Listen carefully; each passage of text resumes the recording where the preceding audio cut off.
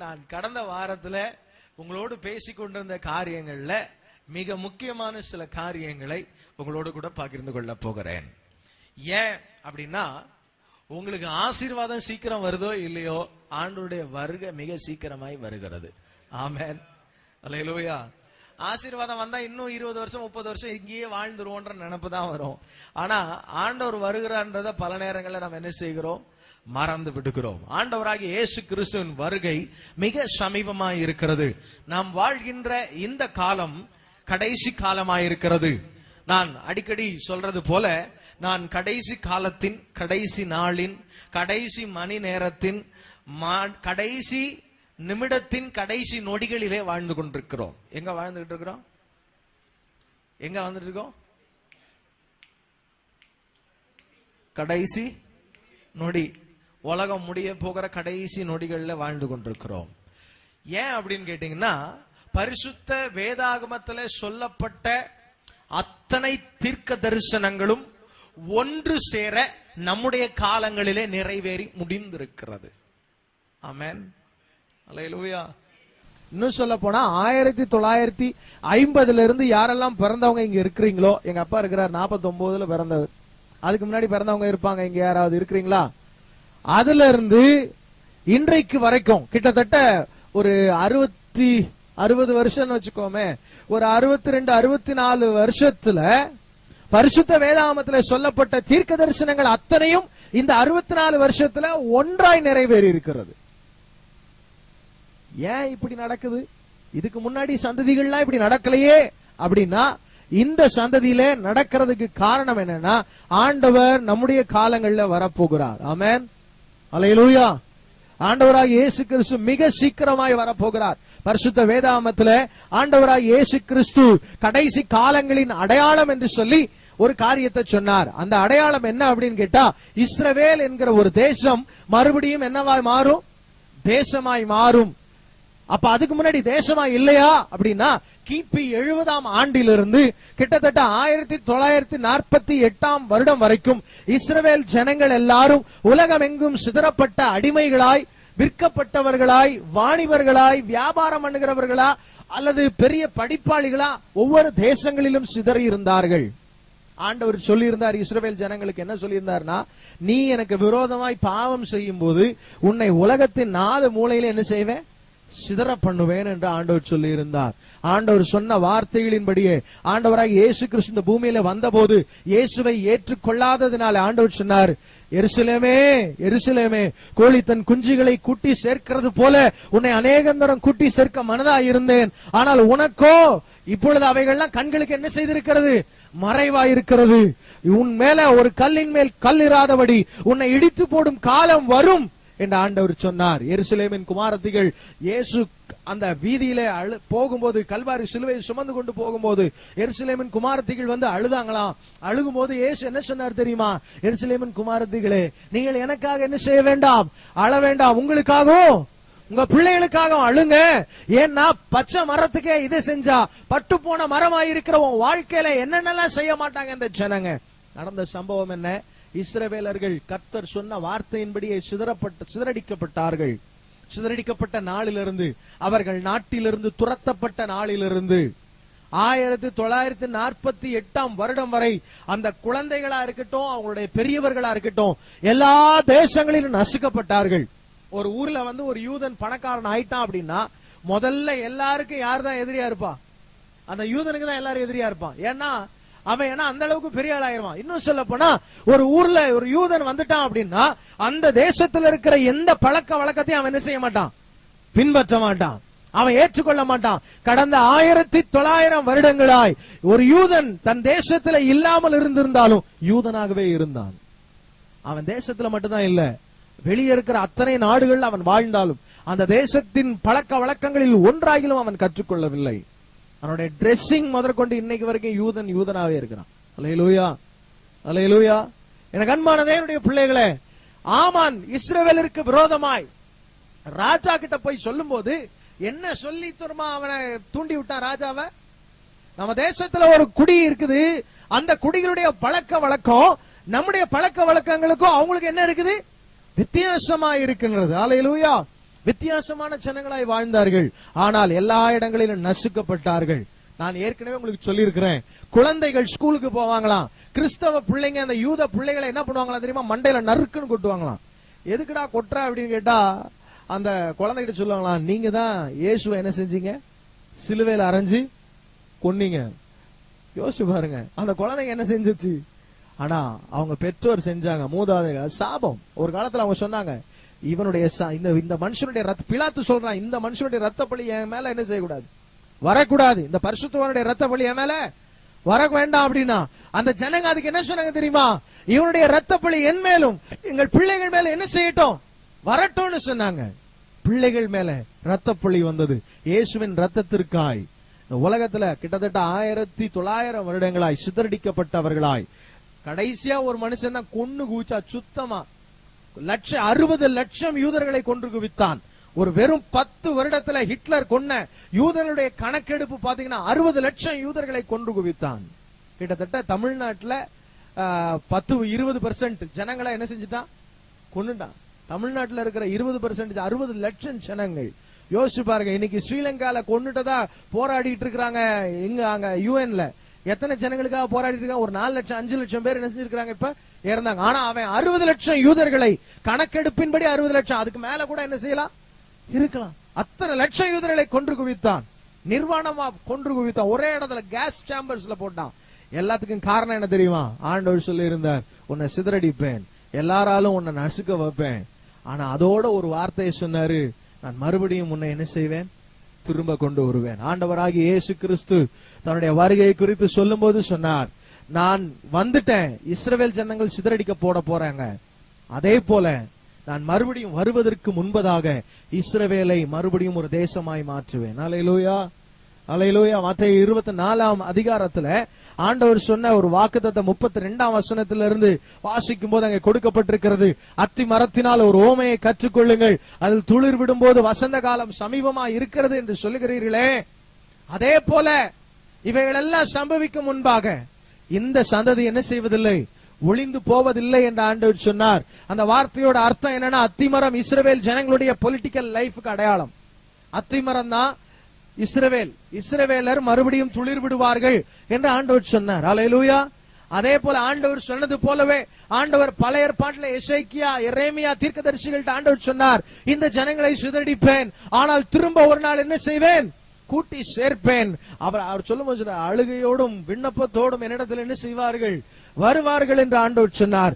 அதே போல ஆண்டவர் ஒரு நாள் 1948 வருடம் மே மாதம் 14ஆம் தேதி இஸ்ரவேல் ஒரு தேசமாய் மறுபடியும் பிறந்தது. அல்லேலூயா.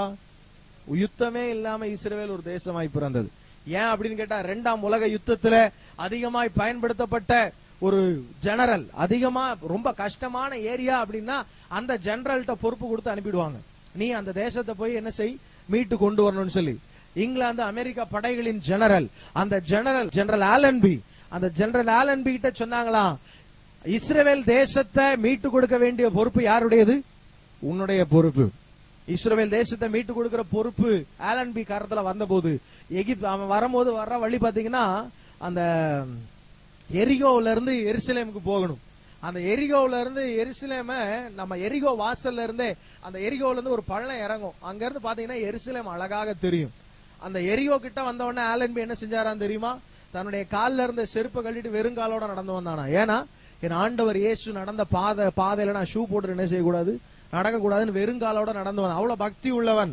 அவன் செய்த ஒரே ஒரு கிரியை, நான் இந்த ஊரை சண்டை போட்டு ஜெயிக்க விரும்பல, ஏன்னா இந்த ஊர்ல ஏற்கனவே நிறைய ரத்தம் என்ன செஞ்சாச்சு, சிந்தியாச்சு. காலங்களாய் பல ஜனங்கள் அந்த ஊருக்காக மறிச்சாச்சு, இனி ஒரு ரத்த சிந்துதல் அங்க வரக்கூடாதுன்னு சொல்லி இரவு நேரத்துல ஏரோப்ளேன்ல பாம்ப்ளெட்ஸ் அடிச்சு, நான் ஆலன்பி வந்திருக்கிறேன், எருசலேமை நாளைக்கு காலையில எனக்கு ஃப்ரீ ஆக்கி தரணும், யாரும் இருக்க கூடாது அப்படின்னு சொல்லி ஒரு கடிதம். அங்க இருந்தவர்கள் எல்லாம் அரபியர்களும் பாலஸ்தீனியர்களும் அங்க இருந்தாங்க, ஆக்குபை பண்ணிருந்தாங்க, முஸ்லிம்ஸ் தான் இருந்தாங்க.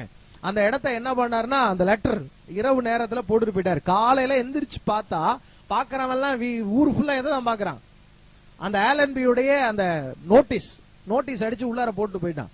அந்த நோட்டீஸ் பார்த்த உடனே ஆலன்பினா யாருன்னு அவனுக்கு நல்லா தெரியும், ஏன்னா எகிப்து, சைனா, ஜப்பான் இந்த பகுதியெல்லாம் அவன் யுத்தம் பண்ணினவன். அதை பார்த்த உடனே ஆலன்பி வந்திருக்கிறானா கண்டிப்பா கொன்னுடுவான்னு தெரியும். அடுத்த நாள் காலையில அந்த பார்த்த உடனே தன்னுடைய ட்ரெஸ்ஸை மாத்த தூக்கிட்டு எல்லா பயிலும் அரபியர்கள் எல்லாம் அந்த ஊரை விட்டு வெளியே வந்தார்கள். வேதம் சொல்லுகிறது அந்த ஒரே நாள்ல 1,00,000 யூதர்கள் வெளிநாடுகள்ல இருந்து அந்த ஊருக்கு எல்லையில காத்துட்டு இருந்தவங்க எல்லாம் தங்களுடைய நாட்டுக்குள்ளே அழுகையோடும் விண்ணப்பத்தோடும் ஆண்டவர் சமூகத்துக்கு வந்தார்கள். அல்லேலூயா. இன்னைக்கு வரைக்கும் அழுதுட்டு இருக்கிறாங்க வந்து, ஆண்டவரே மறுபடியும் எங்களுக்கு அந்த பரிசுத்த ஆலயத்தை எங்களுக்கு தாங்கன்னு சொல்லி. ஆமென். அல்லேலூயா. எதுக்கு இதெல்லாம் சொல்றீங்க அப்படின்னா, அன்னைக்குதான் கடைசி நாள் துவங்கின முதல் மணி நேரம். ஆமென். கடைசி நாட்கள் ஆண்டவர் சொன்னார் இல்லையா, அந்த கடைசி நாள் 1948 வருடம் மே மாசம் 14ஆம் தேதியே துவங்கிருச்சு. ஆமென். இயேசு சீக்கிரமாய் வரப்போகிறார். வேதம் தெளிவாய் சொல்லுகிறது, இந்த சந்ததி அந்த அத்திமரத்தை கண்ட சந்ததி ஒளிந்து போவதில்லை, அதுக்கு முன்னாடி நான் வந்துருவேன் ஆண்டவர் சொல்லி இருக்கிறார். ஆமென். இந்த சந்ததி ஒளிவதற்கு முன்பாக நான் என்ன செய்வேன், வந்து விடுவேன் ஆண்டவர் சொல்லி இருக்கிறார். ஆண்டவருடைய வருகை மிக சமீபமா இருக்கிறது. ஆண்டவருடைய வருகை இதோ வாசல் அருகே நிற்கிறேன். கடந்த வாரத்துல நாம தியானித்தோம், இதோ வாசல் அருகே என்ன செய்கிறேன், நிற்கிறேன். ஆண்டவர் வாசல் அருகே நிற்கிறார். நாம் விழித்திருப்போம் என்றால், இந்த நாட்கள்ல நாம் ஆயத்தமாகவில்லை என்றால், கைவிடப்பட்ட நிலைமையில அந்தி கிறிஸ்துவின் ஆட்சியில தேவனற்றவர்களாய் ரட்சிப்பற்றவர்களாய் வாழ்கிற நிலைமைக்கு சபையில இருக்கிறவங்க மாறிடக்கூடாது. அல்லேலூயா. அவனுடைய வருகை மிக சமீபமா இருக்கு. இரண்டாவது அடையாளம் என்ன நீங்க பாத்தீங்கன்னா, மத்தேயு 24ஆம் அதிகாரம் 22ஆம் வசனத்தை தயவு செய்து வாசியுங்கள். மத்தேயு 24:22.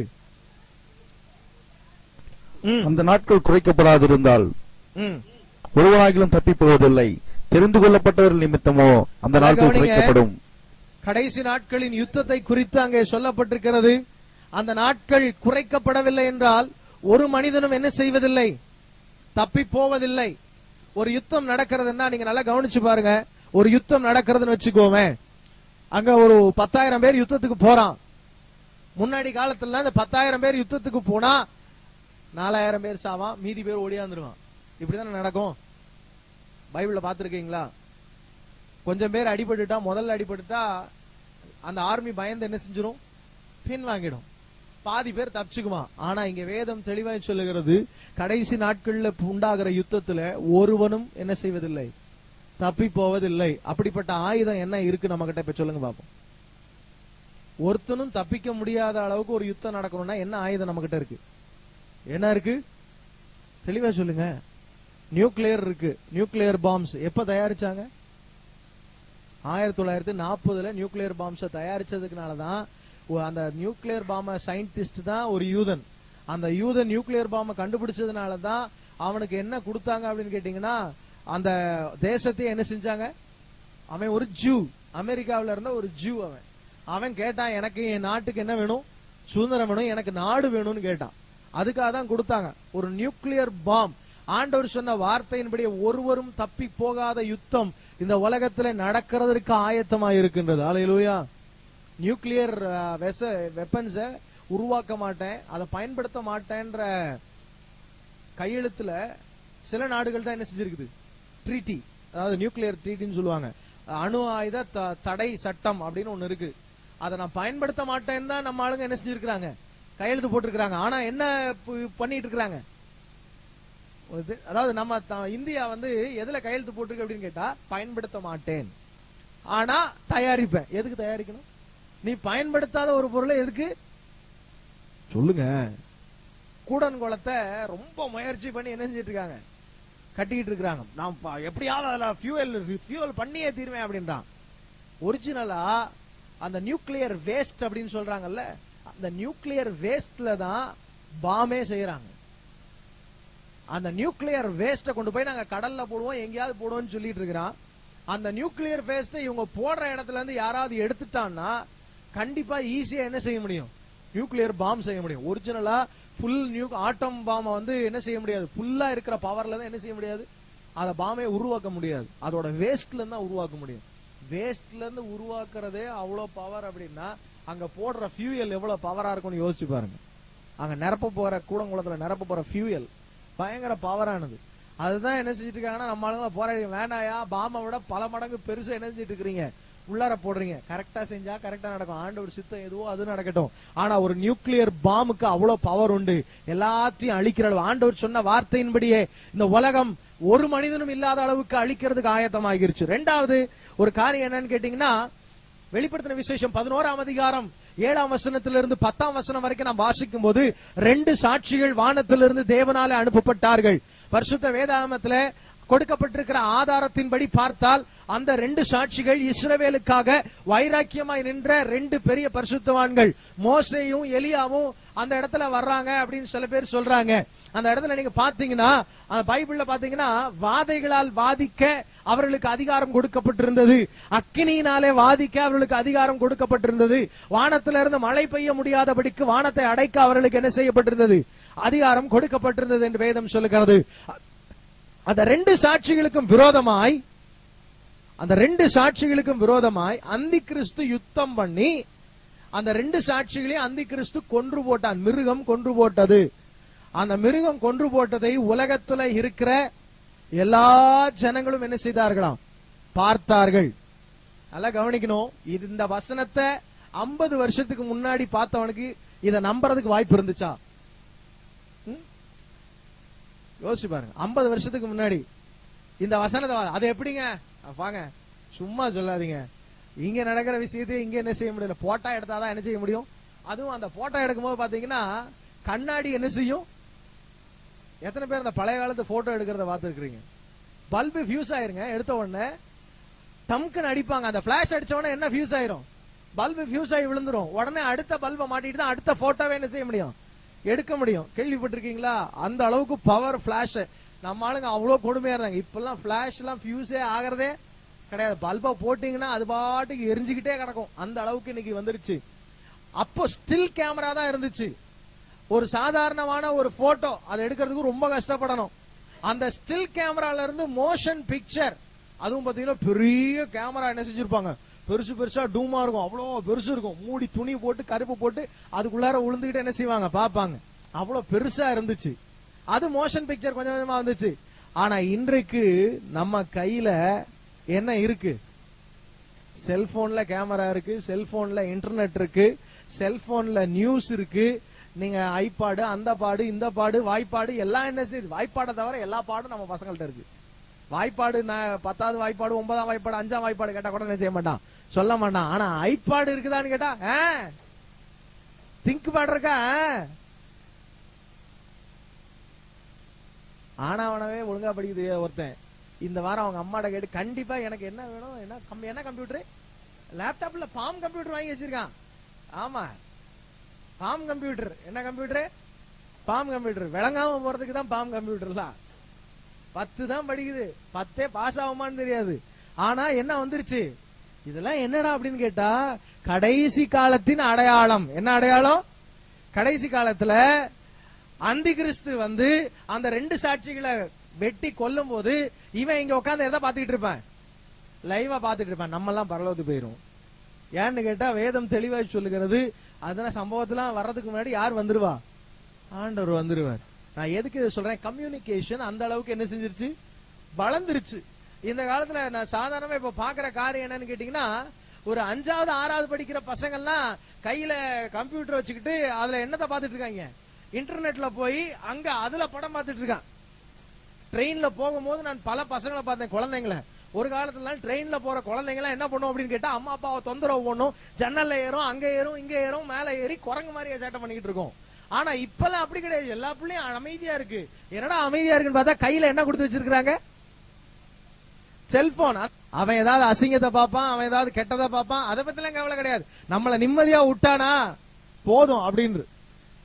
எனக்கு அன்பான தேவனுடைய பிள்ளைகளே, இன்றைக்கு ஊடகங்கள் மூலமாய் உலகமெங்கும் கம்யூனிகேஷன் பயங்கரமா வளர்ந்துருச்சு. ஒரு நொடி. இன்னும் சொல்ல போனா கிறிஸ்டியன் கம்யூனிகேஷன் எந்த லெவல்ல போயிருச்சு. நேத்து கூட 12 hours ஏஞ்சல் டிவில பிரேயர் ஓடிட்டு இருந்துச்சு. எங்க நடந்தது நேத்து, நாமக்கல்ல நடந்த பிரேயர் நடந்துட்டு இருந்துச்சு. அதுக்கு முன்னாடி பெங்களூர்ல நடந்த பிரேயர், இப்படி பெரம்பலூர்ல நடந்ததே லைவ்ல போச்சு. கம்யூனிகேஷன் டெவலப்மெண்ட் அதிகமாயிடுச்சு. ஏன்னா ஆண்டவர் சொன்னாரு, நான் வர்றதுக்கு முன்னாடி இதெல்லாம் நடக்கும். அல்லேலூயா.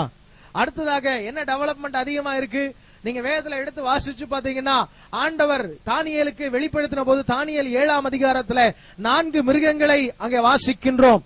தானியேல் 7ஆம் அதிகாரத்துல 4 விதமான மிருகங்கள் அங்கே கொடுக்கப்பட்டிருக்கிறது. வாசிங்க பாப்போம். 7ஆம் வசனத்தை வாசிங்க. அதற்கு பின்பு ராத்தரிசனங்களில் 4ஆம் மிருகத்தை கண்டேன். அது கெடியும் பயங்கரமான மகா பலத்ததுமாயிருந்தது. அதற்கு பெரிய இரும்பு பற்கள் இருந்தது. அது நொறுக்கி பட்சித்து மீதியானதை தன் கால்களால் மிதித்து போட்டது. அதுக்கு அது தனக்கு முன்னிருந்த எல்லா மிருகங்களை பார்க்கிலும் வேற்றுருவமாயிருந்தது. 10 கொம்புகள் இருந்தது. அதற்கு 10 கொம்புகள் இருந்தது. அந்த கொம்புகளை நான் கவனித்திருக்கையில் இதோ அவைகளுக்கு இடையிலே வேறொரு சின்ன கொம்பு எழும்பிற்று. அதற்கு முன்பாக முந்தின கொம்புகளில் 3 பிடுங்கப்பட்டது. இதோ அந்த கொம்பிலே மனுஷர் கண்களுக்கு ஒப்பான கண்களும் பெருமையானவைகளை பேசும் வாயும் இருந்தது. நான் பார்த்துக் கொண்டிருக்கையில் சிங்காசனம் வைக்கப்பட்டது. நீண்ட ஆயுசுள்ளவர் வீற்றிருந்தார். ஐயா, இந்த 10 கொம்புகள் அந்த மிருகம் மிகவும் கொடியதான ஒரு மிருகம். முன்னாடி வந்த மிருகங்கள் எல்லாம் விட ரொம்ப மோசமான மிருகம். அந்த மிருகம் அதனுடைய பேச்சுகள் முடிஞ்ச உடனே அடுத்த வசனம் சொல்லுறது, நான் பார்த்து கொண்டிருந்த போது சிங்காசனங்கள் வைக்கப்பட்டது, நீண்ட ஆயுசுள்ளவர் வீற்றிருந்தார். அல்லேலூயா. அப்ப என்ன நடந்திருக்கு? வருகைக்கு முன்னாடி ஒரு ராஜ்யம் வர வேண்டும். அந்த ராஜ்யம் மிக கொடிய ராஜ்யமா இருக்க வேண்டும். அதுக்கு 10 கொம்பு இருக்கணும். அதுக்கு நடுவுல இருந்து ஒரு கொம்பு என்ன செய்யணும்? எழும்பணும். இன்னைக்கு பாத்தீங்கன்னா கடந்த நாட்கள்ல போப் ஒரு அனௌன்ஸ்மெண்ட் கொடுத்திருக்கிறார். He announced that European Union is the revived Roman Empire அப்படின்னு. என்ன அனௌன்ஸ்மெண்ட் கொடுத்திருக்கிறார்னா, ஐரோப்பிய யூனியன் தான் மறுபடியும் உருவாக்கப்பட்டிருக்கிற ரோம சாம்ராஜ்யம் என்று அனௌன்ஸ்மெண்ட் கொடுத்திருக்கிறார்.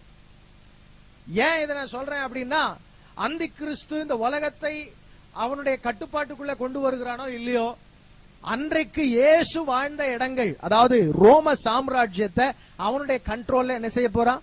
வைக்க போகிறான். இன்னைக்கு பாத்தீங்கன்னா ஐரோப்பிய யூனியன்ல எல்லா நாடுகளுக்கும் பொதுவான பணம் வந்துருச்சு. காமன் விசா வந்துருச்சு. ஏதோ ஒரு நாட்டுக்கு விசா எடுத்தா போதுமா, அங்க இருக்கிற கிட்டத்தட்ட ஒரு எத்தனையோ நாடுகளுக்கு என்ன செய்யலாம்? டிராவல் பண்ணலாம். ட்ரெயின்ல போய்க்கலாம், பிளைட்ல போய்க்கலாம், பஸ்ல போய்க்கலாம். எல்லா நாடுகளுக்கும் நீங்க ஃப்ரீயா என்ன செய்யலாம்? போய் வரலாம், மூவ் பண்ணலாம். தனித்தனியா விசா எடுக்கணும்ன்ற அவசியம் கிடையாது. ஏன் அப்படி அப்படின்னு கேட்டா, நம்மளுங்க இங்க இருந்து ஆந்திராவுக்கே போக விட மாட்டேங்கிறாங்க. யோசிச்சு பாத்தீங்களா? நம்ம ஒரே நாடு அப்படின்னு சொல்லிக்கிட்டாலும் தமிழ்நாட்டில இருந்து ஏதாவது பிரச்சனை, காவிரி தண்ணியை கேட்டுட்டு நீங்க டிஎன் போட்டு எங்க போக முடியாது? கர்நாடகாக்குள்ளார போக முடியாது. போனா காரை என்ன செஞ்சிருவான்? அடிச்சிருவான். என்னன்னு கேட்டா, தமிழ்நாடு ரெஜிஸ்ட்ரேஷன் வண்டி இங்க எதுக்கு வந்துச்சு? என்னமோ நம்ம அமெரிக்காவுக்கும் ஈராக்குக்கும் போர் நடக்கிற மாதிரி சொல்லிடுவான். ஆனா அங்க அப்படி கிடையாது. பல நாடுகள் எந்த ரெஜிஸ்ட்ரேஷன் கார் நீ வச்சிருந்தாலும் சரி, எல்லா நாட்டுக்குள்ளார என்ன செய்யலாம்? போகலாம். ஏன் அப்படி? ஆண்டவர் சொன்னார், 10 கொம்புகள் ஒன்றாய் இருக்கும். 10 கொம்புகள் எப்படி இருக்கும்? ஒரே ராஜ்யமா இருக்கும். இன்னும் சொல்ல போனா, அங்க பாத்தீங்கன்னா இப்போ ஒரு கவுன்சில் செலக்ட் பண்ணிருக்காங்க. அந்த கவுன்சிலுக்கு லீடர் இன்னும் செலக்ட் பண்ணல. அதுக்கு பிரசிடென்ட் மட்டும் செலக்ட் பண்ணல. ஆனா எல்லா நாடுகளுக்கும் என்ன வச்சிருக்காங்க அப்படின்னு கேட்டா, ஒரு கவுன்சில்னா அதுக்கு யார் இருக்கணும்? தலைவர் இருக்கணும். இப்ப அவங்களுக்குள்ள என்ன கேள்வினா, நம்ம அத்தனை நாடுகளுக்கும் யாரை தலைவராக வைப்பது அப்படின்ற கேள்வியில அந்த தலைவர் மாத்திரம் இன்னும் செலக்ட் பண்ணாம இருக்கிறாங்க. ஆனா கவுன்சில் ரெடி ஆயிருச்சு. நான் ஒருவேளை அந்த கவுன்சிலுக்கு யார் தலைவராக வரலாம்? அந்தி கிறிஸ்து தலைவராக என்ன செய்யலாம்? வரலாம். மிக சீக்கிரத்துல நடக்க போகிற சம்பவங்கள் இதெல்லாம். அது ஏற்கனவே சொல்லப்பட்ட காரியத்தின்படியே ஐரோப்பிய யூனியன் பண விஷயங்கள்ல அதுதான் இப்ப எப்படி இருக்குது? ஒரு காலத்துல டாலர், அமெரிக்கன் டாலர் 55 ரூபா 60 ரூபா இருக்கும்போது யூரோ எவ்வளவு இருந்துச்சு? ஒரு 40 ரூபாய் இருந்துச்சு. திடீர்னு ஒரு 10 வருஷத்துக்கு முன்னாடி தான் சரன்னு எதை தள்ளிட்டு முன்னாடி வந்துருச்சு? அமெரிக்கன் டாலர் தள்ளிட்டு முன்னாடி வந்துருச்சு. இன்னைக்கு பாத்தீங்கன்னா எதுதான் அதிகத்துல இருக்குது? யூரோ அதிகமா இருக்கு. அந்த பகுதியில் இருக்கிற பணப்புழக்கத்துல யூரோவின் மதிப்பு அதிகமாக இருக்கிறது. வேதத்துல சொல்லப்பட்ட வார்த்தையின்படியே அவனுடைய ஆளுகை அதிகமாக வரப்போகிறது. இன்னும் சொல்லணும்னா, இன்னைக்கு 2 உலக மகா யுத்தம் வந்ததற்கு காரணம் யாருன்னு சொல்லுங்க பாப்போம். அமெரிக்கர்களா ஐரோப்பியர்களா? யூரோப்பியன்ஸ். ஆமென். சரி, இந்தியாவில் ஆரியர்கள் வந்தாங்களா, அவங்க யாருன்னு தெரியுமா? யூரோப்பியன்ஸ் தான் வந்திருக்கிறாங்க. ஐரோப்பியர்கள் தான் அவங்களுடைய ஆதி காலத்துல இருந்து அவனுடைய முயற்சி எல்லாம் என்ன அப்படின்னு கேட்டா, எப்படியாவது உலக டாமினேஷன் தனக்குள்ள என்ன செய்யணும்? வரணும்னு ஆசைப்பட்டார்கள். இன்றைக்கு சீக்கிரத்துல நடக்க போகிற சம்பவங்கள்ல ஒன்று, ஐரோப்பா உலகம் முழுவதுக்கும் ஒரு சீஃப் ஜெனரல் மாதிரி மாற போகிறது. அல்லேலூயா, அல்லேலூயா. இது ஏன் நடக்க போகுது அப்படின்னு கேட்டா ஆண்டவர் சொல்லி இருக்கிறார், நான் வர்றதுக்கு முன்னாடி 10 நாடுகள் ஒன்றாக சேரும். அதுல பாத்தீங்கன்னா 10 பிரதான நாடுகள் இருக்கிறது ஐரோப்பால. அந்த 10 நாடுகளுக்கும் ஒரு தலைவன், ஒரு சிறிய கொம்பு எழும்பும், அதுதான் அந்தி கிறிஸ்து. அல்லேலூயா. எனக்கு அன்பான தேவனுடைய பிள்ளைகளே, இதெல்லாம் ஆண்டவர் சொன்ன வார்த்தைகள் நிறைவேறி கொண்டிருக்கிறது. எண்ணாகமத்தின் புஸ்தகத்துல ஆண்டவர் சொன்ன இன்னொரு காரியம் என்னன்னு கேட்டீங்கன்னா, நான் வருவதற்கு முன்னாடி தேவ ஆலயம் என்ன செய்யப்படும்? கட்டப்படும். தெசலோனிக்கேர்ல நீங்க பாத்தீங்கன்னா ஆலயத்துல மறுபடியுமாய் பாழாக்குகிற அருவருப்பு வரும் அப்படின்னு சொல்லி 2 தெசலோனிக்கேர்ல வேதத்துல நான் வாசிக்கிறோம். எடுத்து வாசிச்சு பாருங்க. 2 தெசலோனிக்கேயர் 2ஆம் அதிகாரம் 4ஆம் வசனத்தை வாசிங்க. அவன் எதிர்த்து நிற்கிறவனாயும் தேவன் எண்ணப்படுவது எதுவோ, ஆராதிக்கப்படுவது எதுவோ, அவை எல்லாவற்றிற்கும் மேலாக தன்னை உயர்த்துகிறவனாயும், தேவனுடைய ஆலயத்தில் தேவன் போல் உட்கார்ந்து தன்னைத்தான் தேவன் என்று காண்பிக்கிறவனாயும் இருப்பான். நல்ல கவனிங்க. அந்தி கிறிஸ்துவை பற்றி சொல்லப்பட்ட டிஸ்கிரிப்ஷன் என்ன அப்படின்னு கேட்டா, தேவனுடைய ஆலயத்துல உட்கார்ந்து தன்னைத்தானே என்னன்னு சொல்லுவான்? தேவன் என்று சொல்லுவான். தேவனுடைய ஆலயம் அப்படின்னா நீங்க இந்த மாதிரி குட்டி சர்ச்சை நினைச்சு கூடாது. அங்க சொல்லப்பட்ட தேவனுடைய ஆலயம் இஸ்ரவேலருடைய தேவனுடைய ஆலயம், யூதர்களுடைய ஆலயம், எருசலேமின் தேவாலயம். அந்த எருசலேம்ல இருக்கிற தேவாலயத்தை கட்டுறதுக்கு பல வருடங்கள் என்ன செய்தது? பரிசுத்தவான்களுக்கு ஆனது. 40 வருஷம் கட்டினானா அந்த ஏரோது கடைசியா கட்டும் போது, இயேசு வந்திருந்த போது. இனி வருகிற ஒரு தேவாலயத்தை கட்டுறதுக்கு இஸ்ரவேலர்கள் என்ன செஞ்சிட்டு இருக்காங்க அப்படின்னு கேட்டீங்கன்னா, தங்களுடைய பழைய பொருட்களை தேடிக்கொண்டிருக்கிறார்கள். நல்லா கவனிங்க. அவங்க எதை தேடுறாங்க அப்படின்னு கேட்டீங்கன்னா, பழைய பொருட்கள். தேவாலயத்துல இருந்த குத்து விளக்கு, தேவாலயத்துல இருந்த பெட்டி, தேவாலயத்துல இருந்த மேஜை, தேவாலயத்துல இருந்த அந்த வெண்கல தொட்டி எல்லாத்தையுமே ஒரிஜினலே வேணும்னு தேடிட்டு இருக்காங்க. இன்னும் சொல்ல போனா மோர் தேன் 80% ஆஃப் ஓல்டு திங்ஸ் எல்லாம் ரெக்கவர் பண்ணி எல்லா நாடுகள்ல இருந்தும் கொண்டு வந்துட்டாங்க. இன்னும் 20% பொருட்கள் மட்டுமே அவர்களுக்கு தேவைப்படுகிறது. சரி, 2வது, தேவாலயத்தை கட்டுனா தேவாலயத்தை அசுத்தங்கள் நீங்க பரிசுத்தப்படுத்தணும். பரிசுத்தப்படுத்தணும்னா அதுக்கு பரிசுத்த வேதாகமத்துல சொல்லப்பட்டிருக்கிற ஒரு முக்கியமான காரியம் என்னன்னு கேட்டீங்கன்னா, எடுத்து வாசிச்சு பாருங்க. தேவாலயத்தை பரிசுத்தப்படுத்துறதுக்கு என்னாகும்? 19ஆம் அதிகாரம் 2ஆம் வசனத்துல, கர்த்தர் கற்பித்த நியாய பிரமாணமாவது பழுதற்றதும் ஊனமில்லாததும் நுகத்தடிக்கு உட்படாததுமாகிய சிவப்பான ஒரு கிடாரியை உன்னிடத்தில் கொண்டு வரும்படி இஸ்ரவேல் புத்திரருக்கு சொல்லுங்கள். என்ன கிடாரியை கொண்டு வரும்படி? நுகத்தடிக்கு உட்படாத சிவப்பான கிடாரி. நல்லா கவனிக்கணும். ரெட் கலர், அதாவது அதுல பாத்தீங்கன்னா ரெட் ஹீஃபர் அப்படின்னு இருக்குது. Red heifer. எத்தனை பேர் சிகப்பான மாடு பார்த்திருக்கிறீங்க? பிரவுன் பார்த்திருப்போம் நம்ம. Red colour heifer. பைபிள்ல பாத்தீங்கன்னா அந்த ரெட் கலர் ஹீஃபரை வந்து இஸ்ரவேல் ஜனங்கள் பல ஆண்டுகளாக அவங்க கிட்ட இல்லையா. கிட்டத்தட்ட பல வருடங்களாக அவங்கள்ட்ட ரெட் ஹீஃபரே கிடையாது. ஏன்னு கேட்டா எகிப்துல இஸ்ரவேல்ல இருந்து அவங்க என்ன செஞ்சுட்டாங்க? வெளியே வந்துட்டாங்க. இஸ்ரவேல் பகுதியில தான் அவங்களுக்கு என்ன கிடைச்சது அப்படின்னு கேட்டீங்கன்னா, சிகப்பு மாடு கிடைச்சது. இப்போ அமெரிக்காவில என்ன பண்ணிருக்காங்க அப்படின்னு கேட்டீங்கன்னா, ரெட் கலர் மாடை கண்டுபிடிச்சிருக்காங்க. எதுக்காக அப்படின்னு கேட்டா, அதையும் யூதன் தான் கண்டுபிடிச்சிருக்கான். அதுவும் பாத்தீங்கன்னா அந்த எதுல கொண்டு வந்திருக்காங்க அப்படின்னு கேட்டீங்கன்னா, ஏதோ ஒண்ணு சொல்லுவாங்களே, என்னது, குளோனிங்ல கொண்டு வந்திருக்காங்க. ரெட் ஹீஃபர் கொண்டு வந்திருக்காங்க. எப்படி கொண்டு வந்திருக்காங்க அப்படின்னு கேட்டீங்கன்னா, சிகப்பு மாடு தேவாலயத்துல பலியிடுறதுக்காகவே கண்டுபிடிச்சிருக்காங்க. அப்படிப்பட்ட ஒரு கிரியை அங்க நடந்திருக்குது. அவங்க அமெரிக்கால அந்த மாடுகளை கண்டுபிடிச்சு வச்சிருக்காங்க. அது மாத்திரம் இல்லாம கட்டப்பட போகிற தேவாலயத்துல ஆசாரிய ஊழியம் செய்வதற்கென்று தங்கள் பிள்ளைகளை சிறு வயது முதற்கொண்டு, நல்லா கவனிக்கணும், இஸ்ரவேலர்கள் ஆசாரிய முறைமையில ஆசாரிய வேலைகள் செய்யணும் அப்படின்னா அந்த குழந்தை சிறு வயசுல இருந்தே செத்தவன் கிட்ட போக கூடாது. எங்க போக கூடாது? டெட் பாடி கிட்ட போக கூடாது. சாராயம் குடிக்க கூடாது, திராட்சை ரசம் குடிக்க கூடாது. இப்படி நிறைய ரூல்ஸ் அண்ட் ரெகுலேஷன்ஸ் ஆண்டவர் வச்சிருக்கிறார். தங்கள் பிள்ளைகளை ஆசாரியர் குடும்பத்துல இருந்து வகுப்புல இருந்து வந்தவங்க இப்பயே எப்படி வளர்த்துட்டு இருக்காங்களா? செத்தவன் வீட்டுக்கு போகாம வளர்த்துட்டு இருக்காங்களாம். அப்ப அவங்க என்ன எதிர்பார்த்துட்டு இருக்காங்க? தேவாலயம். அவங்க தேவாலயம் கட்டி முடிக்க போறேன்னு எதிர்பார்த்துட்டு இருந்தா நம்ம என்ன எதிர்பார்க்கணும்? ஏசப்பா வரப்போகிறாருன்னு எதிர்பார்க்கணும். ஆமென். ஏன்னா தேவாலயம் கட்டி முடிச்சா அந்த ஆலயத்துல பலியிடுறதுக்கு யார் தான் வரப்போறா? அந்தி கிறிஸ்து தான் வரப்போறான். அதுக்கு முன்னாடி இயேசு சாமி வரப்போகிறார். அல்லேலூயா. ஆண்டுடைய வருகை மிக சமீபமா இருக்கிறது. நான் சொல்லுகிற காரியங்கள்லாம் சாதாரணமான ஒரு விஷயம் கிடையாது. ஏன்னா இன்னைக்கு நடக்கிற ஒவ்வொரு காரியங்களும், எல்லா இடங்களும் எல்லா தீர்க்க தரிசனங்களும் பரிசுத்த வேதாகமத்துல சொல்லப்பட்ட அத்தனை தீர்க்க தரிசனங்களும் நடந்து கொண்டிருக்கிறது. பைபிள்ல நீங்க பாத்தீங்கன்னா மார்க் ஆஃப் த பீஸ்ட் என்று சொல்லுவாங்க. வெளிப்படுத்தின விசேஷம் 13ஆம் அதிகாரம் 17ஆம் வசனத்தை நாம் வாசிக்கும் போது அங்க அந்தி கிறிஸ்து தன்னுடைய ஆட்சிக்குள்ள இருக்கிறவங்களுக்கு எல்லாம் என்ன கொடுப்பான் இருக்குது, ஒரு முத்திரையை கொடுப்பான். அதை நெத்தியிலேயாவது வலது கையிலேயாவது என்ன செய்யணும், வாங்கணும். இன்னைக்கு பாத்தீங்கன்னா எல்லா கம்பெனிஸ் முதற்கொண்டு RFID சிப் என்ன செய்ய போறான், வைக்கிறதுக்கு முயற்சி பண்ணிட்டு இருக்கிறோம், வைக்க போறான். ஒரு காலத்துல அது எப்படி வைக்க முடியும், எப்படி கண்டுபிடிக்க முடியும் அப்படின்னு சொல்லிட்டு இருந்தாங்க. இன்னைக்கு RFID மூலமா, ரேடியோ frequency மூலமா நீங்க எங்க நடந்து போயிட்டு இருக்கிறீங்கன்னு கூட என்ன செய்யலாம், கண்டுபிடிக்கலாம். ஆமென். சாதாரணமா பாத்தீங்கன்னா இன்னைக்கு கார்ல GPS வைக்கிறாங்க. கார்ல GPS செட் பண்ணிட்டா காருக்கு எது வழிகாட்டும், சேட்டலைட் வழிகாட்டும். ஒரிஜினலா அந்த சேட்டலைட் எப்படி வழிகாட்டுது,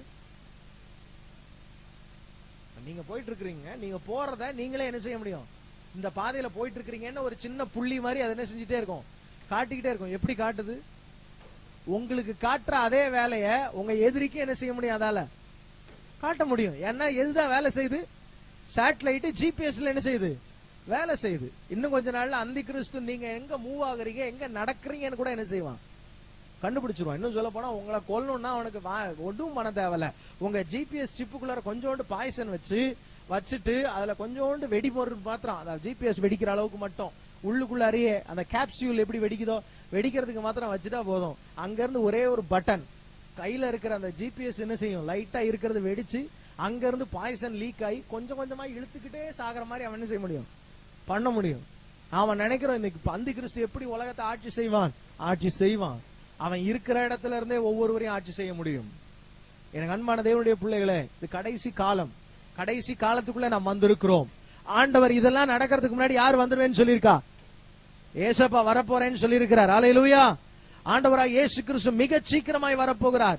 அது மாத்திரம் இல்லாம பைபிள்ல பாத்தீங்கன்னா லூக்கா 21ஆம் அதிகாரம் 25, 26 வசனங்களை வாசிங்க. சூரியனிலும் சந்திரனிலும் நட்சத்திரங்களிலும் அடையாளங்கள் தோன்றும். பூமியின் மேலுள்ள ஜனங்களுக்கு தத்தளிப்பும் இடுக்கணும் உண்டாகும். சமுத்திரமும் அலைகளும் முழக்கமாயிருக்கும். போன வாரம் பாத்திருப்பீங்க நியூஸ்ல, சமுத்திரம் நம்ம மெரினா பீச்சா இப்படி இருந்துச்சு அப்படின்னு எல்லாரும் என்ன செஞ்சிருந்தாங்க. பாருங்க அங்க பாருங்க 1.5 மீட்டர் உயரத்துக்கு என்ன வருது, அலை வருது, தண்ணி உள்ளார வந்துருச்சு அப்படின்னு. சமுத்திரமும் அலைகளும் எப்படியே இருக்கு, முழக்கமாவே இருக்கு. கப்பல்ல இருந்து கரையில தப்பிச்சு ஓடுறதுக்கு கரை கிட்ட இருந்து குதிச்சவன் 5 பேர் செத்ததை பார்த்திருப்போமா? நாமெல்லாம் அங்கதான் என்ன செஞ்சுட்டு இருந்திருப்போம், குளிச்சுக்கிட்டு இருந்திருப்போம். அதுல இருந்து கொஞ்சம் தூரத்துல கப்பல் தட்டி நிக்குது, அங்க இருந்து குதிச்சவன் என்ன செஞ்சு போட்டானா? இத்தனைக்கும் குதிச்சவன் அத்தனை பேர் எதோட குதிச்சவன், லைஃப் ஜாக்கெட்ஸோட குதிச்சவன். லைஃப் ஜாக்கெட்ஸ் இருக்கும் போதே அதுல என்ன செஞ்சுட்டான், செத்து போனான். ஏன்னா கடல் முழக்கமா இருக்கும்னு ஆண்டவர் சொன்னார். கடைசி நாட்களின் அடையாளம் இதெல்லாம். கடைசி ஒரு நாளைக்கு நான் கடந்த வாரத்துல சொன்னேன், நிலநடுக்கம் இல்லாத நாளே இல்ல அப்படின்னு போன வாரம் சொன்னேன். ஆனா இன்னைக்கு ஒரு ஸ்டாட்டிஸ்டிக்ஸ பார்த்தேன், அதை பார்த்து என்னால நம்பவே முடியல. ஆனா நம்பித்தான் ஆகணும். ஒரு நாளைக்கு 2600 நிலநடுக்கங்கள் உண்டாகுகிறதாம். ஒரே நாளைக்கு 2600 இடங்கள்ல நிலங்கள் என்ன செய்கிறது, அவங்களுடைய அந்த அது என்னது, அது கீழே இருக்கிற செஸ்மிக் ஆக்டிவிட்டிஸை கண்டுபிடிக்கிற அந்த அது பேர் என்னது, செஸ்மோகிராஃப்ல ஒரு நாளைக்கு உலகம் முழுவதும் 2600 என்ட்ரிஸ் உழுவுதான். நம்ப முடியுதா அவங்களால? 100 வருஷத்துக்கு முன்னாடி அப்படி கிடையவே கிடையாது. ஆனா இன்றைக்கு உலகம் முழுவதிலும் எல்லா இடங்களிலும் நிலநடுக்கங்கள் வந்து கொண்டிருக்கிறது. அது மாத்திரம் இல்லாம ஓசியா 4ஆம் அதிகாரம் 3ஆம் வசனத்துல ஆண்டவர் தீர்க்க தரிசனமா சொன்னார், கடைசி நாட்கள்ல மிருகங்களை அடிப்பேன், பறவைகளை அடிப்பேன், மச்சுக்களை அதாவது மீன்களை அடிப்பேன் ஆண்டவர் சொன்னார். இருக்கா? வாசிங்க பாப்போம். இது நிமித்தம் தேசம் புலம்பும், அதில் குடியிருக்கிற அனைவரோடும் கூட மிருக ஜீவன்களும் ஆகாயத்து பறவைகளும் தோய்ந்து போகும். ஆகாயத்து பறவைகளும் தோய்ந்து போகும். இன்னைக்கு என்ன பேர்ட், என்ன ஃப்ளூ, பேர்ட் ஃப்ளூ. இப்ப லேட்டஸ்ட் வந்து என்னது, பறவை காய்ச்சல். பறவை காய்ச்சல் சொல்லி ஆந்திராவில் பறவை காய்ச்சல், அதுல என்னது வான்கோழிகளுக்கு பறவை காய்ச்சல் வந்துச்சு. அதனால தமிழகத்துல இருந்து முட்டையும் கோழியும் எங்க போல, கேரளாவுக்கு போல. நம்ம ஊர்ல எல்லாம் கம்மியா கொடுப்பான் அப்படின்னு பார்த்தா அதுவும் என்ன செய்ய மாட்டேங்கிறான், கொடுக்க மாட்டேங்கிறான். ஆனா எல்லா இடத்துலயும் பேர்ட் ஃப்ளூ. இப்ப ஏன்னா பைபிள் ஆண்டவர் சொல்லியிருக்கிறார், பறவைகள் மிருகங்கள் என்ன செய்யப்படும், வாரி கொள்ளப்படும். மிருகங்கள் இருக்காது. கடல்ல மீனவர்கள் மீனுக்கு போறாங்க, ஆனா திரும்ப வரும்போது பலர் வெறுங்கையோட வர்றாங்க. அவன் சொல்றாங்க, நம்ம கடல்ல என்ன இல்ல மீன். ஒரு காலத்துல அப்படி கிடையாதுங்க. எத்தனை பேர் மீன் பிடிச்சிருக்கீங்க? இங்க இருக்கிற ஆட்கள் மீன் பிடிச்சிருக்கீங்க? பிஷிங் போயிருக்கீங்களா? சும்மா தூண்டில் போட்டு. இன்னைக்கு நம்ம ஒரு காலத்துல தூண்டில் போட்டு மீன் பிடிச்ச அதே இடத்துக்கு இப்ப போவோம், மீன் கிடைக்காது உங்களுக்கு. ஆமா, the same place நீங்க போனீங்கன்னா இன்னைக்கு என்ன கிடையாது? மீன்கள் கிடையாது. ஒரே நாள்ல 60-70 மீன் பிடிச்சிருக்கிறேன் நான்.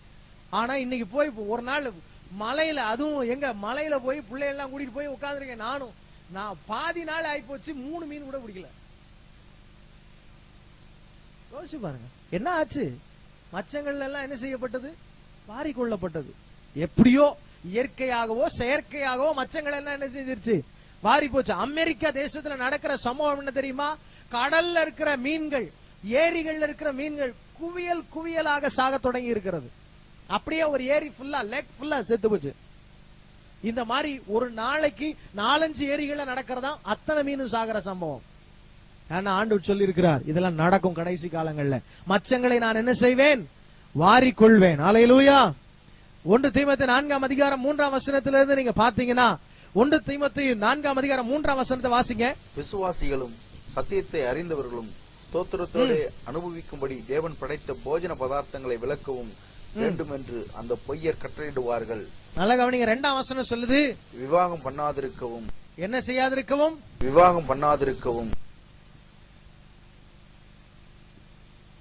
இன்னைக்கு கல்ச்சர்ல என்ன போயிட்டு இருக்கு தெரியுமா? சென்னையில, சென்னை, பெங்களூர் சிட்டிஸ்ல என்ன போயிட்டு இருக்கு? No need for marriage. நாம அப்படியே வாழலாம். கல்யாணம் எதற்காக? கல்யாணம் பண்ணா டைவர்ஸ் எல்லாம் பண்ணும். இப்படியே வாழுவோம் குடும்பமா. குடும்பமா சொல்ல மாட்டான், நான் தனியா வாழ்றேன், நீ தனியா வாழு. ஆனா ஒரே வீட்டுல என்ன செய்வோம்? இருப்போம், கூத்தடிப்போம், எல்லாம் பண்ணுவோம். ஆனா என்ன கிடையாது? மேரேஜ்னு கிடையாது, வெளியே கிடையாது. ஆயிரக்கணக்கில் இருக்கின்றது இன்னைக்கு. இதுக்கு முன்னாடி ஒரு காலத்துல இருந்தது இல்ல இந்த மாதிரி.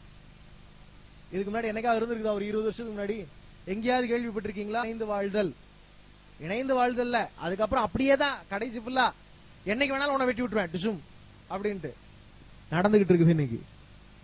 ஏன்னா ஆண்டவர் சொன்னாரு கடைசி நாட்கள்ல எப்படி வருவாங்களாம். அந்த வசனம் 4:1 நீங்க பாத்தீங்கன்னா, ஆவியானவர் வெளிப்படையா சொல்லுகிறபடி, பிற்காலங்களிலே மனசாட்சியில சூடுண்ட பொய்யருடைய மாயத்தினாலே சிலர் வஞ்சிக்கிற ஆவிகளுக்கும் பிசாசுகளின் உபதேசங்களுக்கு செவி கொடுத்து விசுவாசத்தை விட்டு என்ன செய்வார்கள்? இன்னைக்கு பிசாசுகளின் உபதேசம் எத்தனை இருக்கு தெரியுமா? உலகம் முழுவதிலும் இன்றைக்கு ஸ்பிரிட்டிசம், மந்திரம், பில்லிசூனியம், நீ கல்லு வை, அப்புறம் என்னது டிவில என்ன சேனல், இந்த கலர்ல டிரெஸ் போடு, இந்த கலர்ல பேண்ட போடு, இந்த கலர்ல செருப்பு போடு, செருப்புக்கு ஒரு சாஸ்திரம், எல்லாத்துக்கும் சாஸ்திரம். அதெல்லாம் பண்ணினா நீ நல்லா இருப்ப. பிசாசுகளின் உபதேசம் எல்லா இடங்களையும் வந்துருச்சு. அதுக்கு அடுத்தது கல்யாணமே பண்ணிக்க வேணாம், சந்தோஷமா இரு, வந்துருச்சு. அதுக்கு அடுத்தது வெஜிடேரியன் மட்டும் சாப்பிடுங்க, அதுதான் நல்லது. வெஜிடேரியனிசம் இன்னைக்கு வந்து பயங்கர ஃபேமஸா இருக்கு. கவனிச்சிருக்கீங்களா? ஒரு காலத்துலாம் பிராமின்ஸை தவிர வேற யாரும் வெஜிடேரியன் என்ன செய்ய மாட்டாங்க, சாப்பிட பாயா சும்மா வெஜிடேரியன் தின்னுட்டு இருப்பான், சும்மா காயும் கறியும் அப்படின்னு சொல்லிட்டு கறியை தான் அடிச்சு தின்னுட்டு இருப்பான். இன்னைக்கு எவனை கேட்டாலும் சரி, எனக்கு கறி தான் வேணாங்க, நான் பியூர் வெஜிடேரியன். என்ன வெஜிடேரியன்? Pure vegetarian. இவர் வெஜிடேரியன் திங்கிறது இல்லாம ஊருக்கே அட்வைஸ் வேற பண்ணுவார், நீங்க வெஜிடேரியன் தின்னு பாருங்க, உடம்புல ஒரு வியாதி என்ன செய்யாது. பைபிள்ல தெளிவா சொல்லி இருக்குது, கடைசி நாட்கள்ல என்ன செய்வாங்களாம்? தேவன் படைத்ததெல்லாம் நல்லதா இருக்கிறது. 3ஆம் வசனம் சொல்லுகிறது, விசுவாசிகளும் சத்தியத்தை அறிந்தவர்களும் ஸ்தோத்திரத்தோட அனுபவிக்கும்படி தேவன் படைத்த போஜன பதார்த்தங்களை விளக்கவும் வேண்டும் என்று அந்த பொய்யர் என்ன செய்வார்கள்? கட்டளையிடுவார்கள். அதுக்கப்புறம் பாருங்களேன், தேவன் படைத்ததெல்லாம் நல்லதா இருக்கிறது, ஸ்தோத்திரத்தோட ஏற்றுக்கொள்ளப்படுமாகில் ஒன்றும் என்னதில்ல, தள்ளப்படத்தக்கதல்ல. இன்னைக்கு வெஜிடேரியனிசம் எது?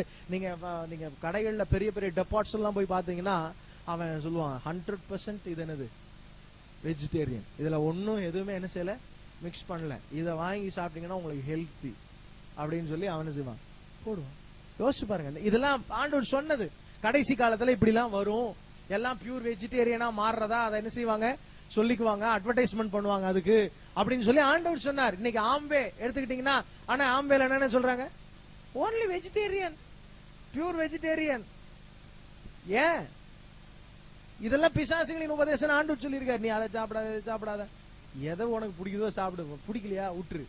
கரெக்டா? பிடிச்சா சாப்பிடு, எதை வேணாலும். பிடிக்கலையா எதை வேணாலும் நிறுத்திக்கோ.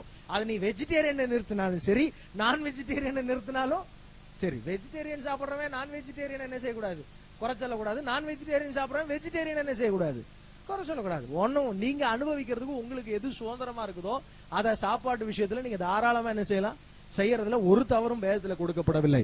இப்படி ஒவ்வொரு காரியமும் சொல்லிக்கிட்டே போகலாம். 2 தீமோத்தேயு 4ஆம் அதிகாரம் 4ஆம் வசனத்தை நான் சொல்லி முடிக்க விரும்புகிறேன். 2 தீமோத்தேயு 4:4. சத்தியத்திற்கு செவியை விலக்கி கட்டுக்கதைகளுக்கு சாய்ந்து போகும் காலம் வரும். கதைகளுக்கு சாய்ந்து போகும். கிறிஸ்துமஸ் வருது. கிறிஸ்துமஸ்ன உடனே நமக்கு என்ன ஞாபகம் வரும்? கிறிஸ்துமஸ்க்கு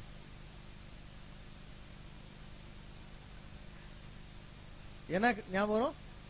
சாண்டா கிளாஸ், ஸ்டார்ஸ், அதுக்கப்புறம் கேரல்ஸ், அப்புறம் கேக்கு, அப்புறம் பிரியாணி, அப்புறம் யாரா ஒருத்தரா ஜீசஸ் ஞாபகம் சொன்னீங்களா? அதுதான் சொன்னேன். பைபிள்ல ஆண்டவர் சொல்லி இருக்காரு, கிறிஸ்துமஸ் பண்டிகைகள் கடைசி காலங்கள்ல என்ன வருமா, கட்டு கதைகளுக்கு செவி கொடுத்து என்ன வருமா? வசந்த வாசிங்களேன். கட்டு கதைகளுக்கு சாய்ந்து போகும். வந்துருச்சா? ஃபேண்டசி எல்லாத்துலயுமே என்னதுதான். அதாவது கிறிஸ்துமஸ்னா என்னன்ற சத்தியத்தை விட்டுட்டோம், சாண்டா கிளாஸ பிடிச்சுக்கிட்டோம். கிறிஸ்துமஸ்னா யாரதான் தெரியும் எல்லாருக்கும்? சாண்டா கிளாஸ், கிறிஸ்துமஸ் தாத்தா. கேவலம் இதெல்லாம். பெந்தைகோஸ்தே சபையிலேயே யோசிச்சு பாருங்க, யார ஞாபகம் வச்சுக்கணும் கிறிஸ்துமஸ்ல? யார நமக்கு ஞாபகம் இருக்கணும்? சத்தியத்தை விட்டு கட்டு கதைகளுக்கு உலகமே போயிட்டு இருக்குது இன்னைக்கு. ஏன்னா ஆண்டவர் சொல்லி இருக்காரு, கடைசி காலத்துல ஏன் சபை கூட இப்படிதான் மண்ணா போகுது, அதுல இருந்து நீ தப்பிச்சுக்கோ. ஏன்னா இன்றைய திருச்சபை எங்க போயிட்டு இருக்குது அப்படின்றது நமக்கே என்ன செய்யாது, தெரியல. நான் சொல்றேன், ஒரு சாண்டா கிளாஸ் டிரெஸ் போட்டுட்டு நம்ம வெளியே போய் சுவிசேஷம் அறிவிக்கிறது தவறல்ல. ஆனா மொத்தமா எதுவே தான் பிளானு, சாண்டா கிளாஸே தான் பிளானு, கேக்கே தான் பிளானு, பிரியாணியே தான் பிளானு. அப்படி இன்னைக்கு ஆண்டவர் வந்துருவார். ஆமென். நமக்கு நாளைய தினம் கிறிஸ்தவனுக்கு கிடையாது.